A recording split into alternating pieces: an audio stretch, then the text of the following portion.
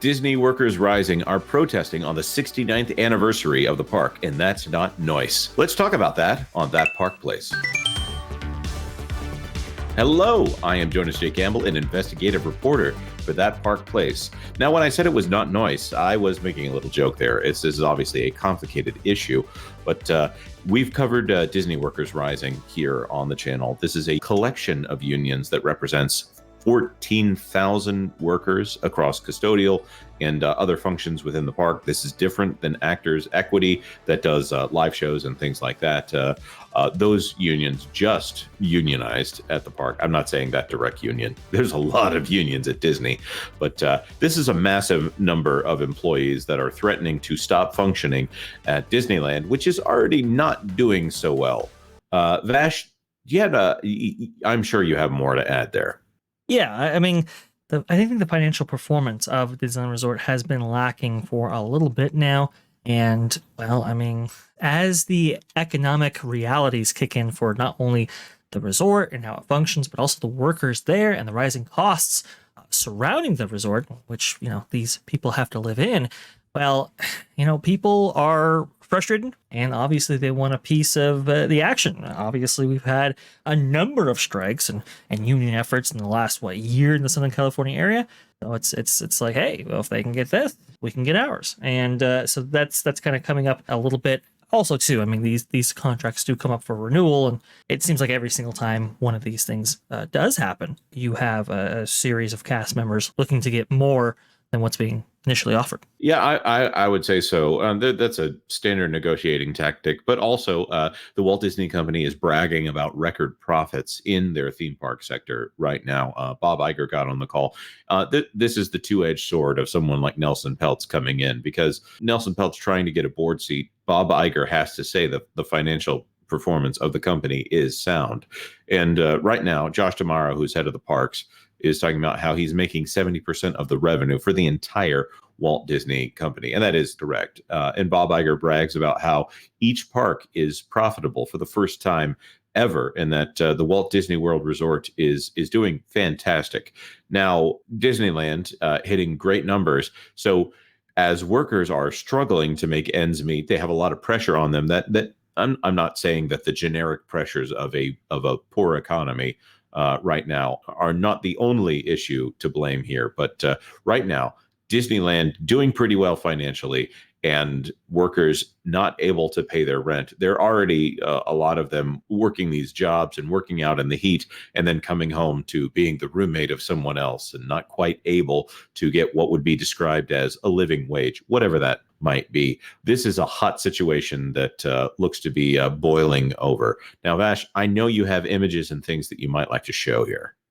Yes, let's go ahead and break the story down actually from prominent reporters across the country, actually, that have been following the story now that I believe Deadline and a couple of other outlets have written about it. This is Brooks Barnes from the New York Times, from the LA Times. I thought that was very interesting.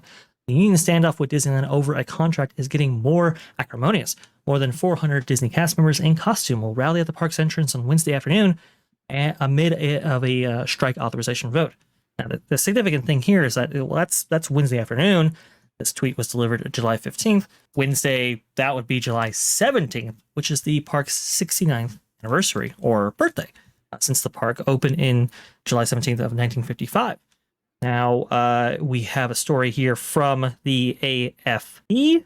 Disneyland workers threaten strike action over wages and treatment, and it has some of the images from a myriad of events that have taken place over the last few years. But it says right here, more than 200 Disneyland Resort employees protested outside the world-famous California theme parks Wednesday, calling for better wages and denouncing alleged anti-union practices by the company ahead of a looming strike vote. And you can kind of see some of those right here. This is a big deal for sure. They actually went across harbor this time. Usually they limit themselves to just the kind of the street corner there, but they really wanted to make a scene and to demonstrate as loudly as possible. We also have some video from Mouse Planet about this as well. You can see that right here. It's escalating and quickly. So this is pretty close to the park itself, right? Yes, this is going to be kind of along the harbor entrance on the. Well, there goes the monorail right there. Right. So you can kind of you get a sense of where you're at right here. So this is going to be and harbor across from, I don't know, I think there's like an IHOP. There's a couple of eateries right there, but this is your eastern gateway into the greater Disneyland Resort between the two parks. So it's between Disneyland and California Adventure is where this is at, just up a little bit from Catella, north of Catella. It has been a big demonstration point before. Interestingly enough, a year ago, there were some other protesters protesting other things at this specific entrance. And in that case, Disney actually covered the Disneyland sign from photography and so forth and being associated with this specific protest. Mhm. It's kind of interesting that Disney actually has procedures in place with protests at this specific entrance. But, It might be difficult to get someone who works for Disney, who is the cast member in charge of covering up that sign, would probably be someone who is in support of this particular protest, though. So this is fascinating to me. Not this specific protest, the other protest, not this one. Right. Now, of course, unionization was what created the Disney parks to begin with, as we often like to bring up on this channel. Walt's disillusionment with the unionization of Disney animation is one of the things that caused him to go out on his own and create WED Enterprises and eventually WDI and all of those things, because he wanted something that he could control. That control also necessitated the creation of a relationship with ABC. So there's a lot of things that came out of unionization at the Walt Disney Company, but the Walt Disney Company no longer has that kind of leadership, those strong visionaries who know what they're doing when it comes to creativity and creating something new. Or if they are there, I don't think they're in any position of power there with the Walt Disney Company. Now, the situation here, obviously, we're recording this on the evening of the 17th, and we'll be releasing this as soon as we can. There's a lot going on here, so forgive us if it's a little bit late. The actual vote takes place sometime before the 20th, so we should know by the 20th whether 14,000 workers have voted to strike at the Walt Disney Company, at the Disneyland Resort specifically. I think that there's no way for this to function properly without those workers showing up. I would think so. So my chat actually had some coverage on this from their site. They were suggesting that the Disneyland Resort is already semi-preparing for this by perhaps having cast members from Disney California Adventure in roles transplanted throughout the resort because their contract doesn't come up for renewal until September. If in fact this union votes to strike, they want to obviously continue operations as much as possible. And one of the ways they'd be doing that would be filling in roles from California Adventure, like I've described before. I'm not sure if that's necessarily a signal from Disney suggesting that they actually might strike. I'll tell you this much. Last time, one of these union negotiations took place, it was only by the skin of Disney's teeth, Jonas, that a strike didn't commence following some of those votes. It was very, very, very close. And they obviously ratified a contract for that time period. I think this was back in 2021, if I'm not mistaken. But it's tense, and when you have the cost of living soaring in that region to the degree that it has. Yeah, this is one of those catch-22s here, a situation where people would be more likely to, because of cost of living problems, to strike. Obviously shortens the strength of the strikers and their will to go on longer. They would have to prepare for a situation like this.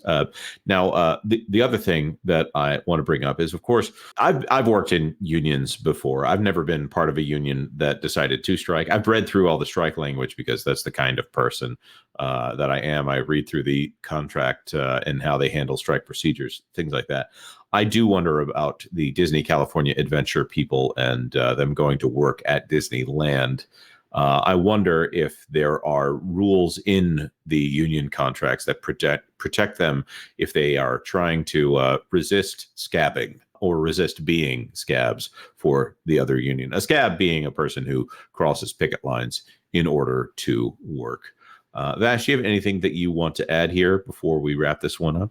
Yeah, the only reason that something like that could commence is from the fact that it's kind of weird. Disneyland and Disney California Adventure, even though they're part of the same resort entity, they're actually kind of two separate organizations. So let's say, for example, you want to switch parks. you are treated as if you were a new cast member if you actually make that transfer, and you lose out on your seniority when you do so. That's kind of an interesting thing. Well, there. that sounds incredibly stupid.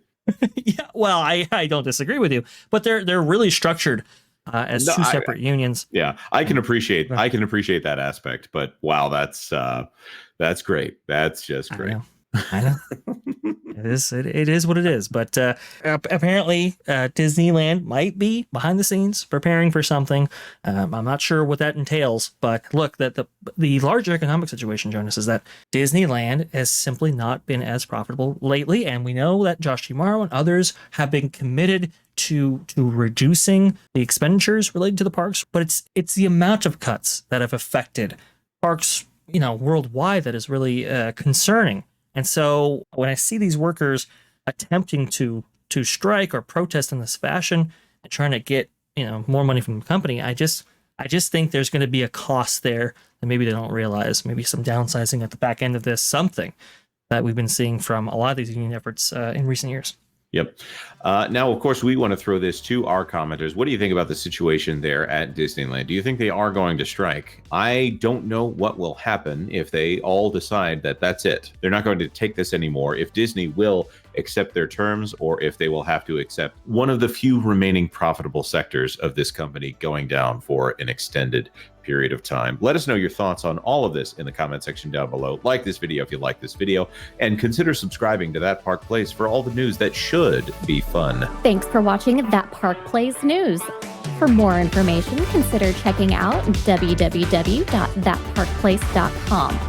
And don't forget to subscribe, share, like, and send this out on your favorite social media accounts.